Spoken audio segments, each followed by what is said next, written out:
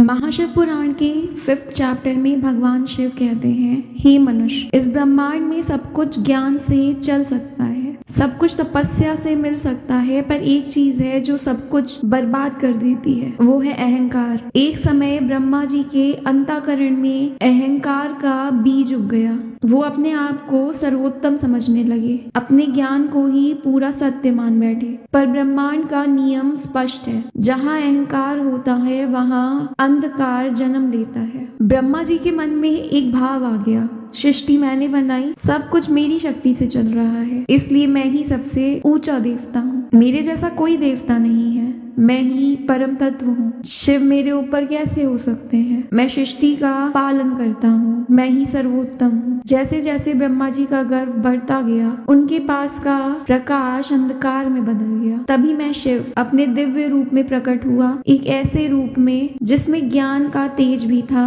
और त्याग की शांति भी। मेरा रूप उन्हें याद दिलाने आया कि सृष्टि का अधिकार कभी अहंकार से नहीं मिलता, वो सिर्फ विनम्रता से प्राप्त होता है। ब्रह्मा जी ने जब मुझे देखा तो उनका अहंकार गिर गया। उन्हें समझ आ गया कि ज्ञान तभी फलता है जब मन निर्मल हो, तपस्या तभी सफल होती है जब उसमें मैं का भाव नहीं, मैं नहीं का भाव हो। इस तरह का संदेश आज भी मनुष्य के लिए उतना ही सत्य है जितना पहले था। शिव कहते हैं, अहंकार का फल हमेशा दुख होता है। चाहे तुम कितने भी समर्थ हो, कितने भी ज्ञानी हो, अगर मन में ईगो आ गई तो सब कुछ हाथ से चला जाता है। और याद रखना, ज्ञान और तपस्या तभी फल देती है जब हृदय में विनम्रता हो। विनम्रता वो दरवाजा है जिससे सत्य तुम्हारे जीवन में प्रवेश करता है। जिस दिन तुम अपनी ईगो छोड़ दोगे, उस दिन तुम मुझे स्वयं शिव को अपने हृदय में महसूस कर पाओगे। मैं उसके पास नहीं आता जो खुद को ऊपर दिखाने के लिए दूसरों को नीचा दिखाते हैं। मैं उनके पास आता हूँ जो प्रेम, शांति और ज्ञान के साथ अपने सर को झुकाते हैं। अंत में याद रखना, जहाँ अहंकार गिरता है वहीं से जीवन का उदय शुरू होता है। मैं शिव हूँ और विनम्रता ही मेरा पहला दर्शन है।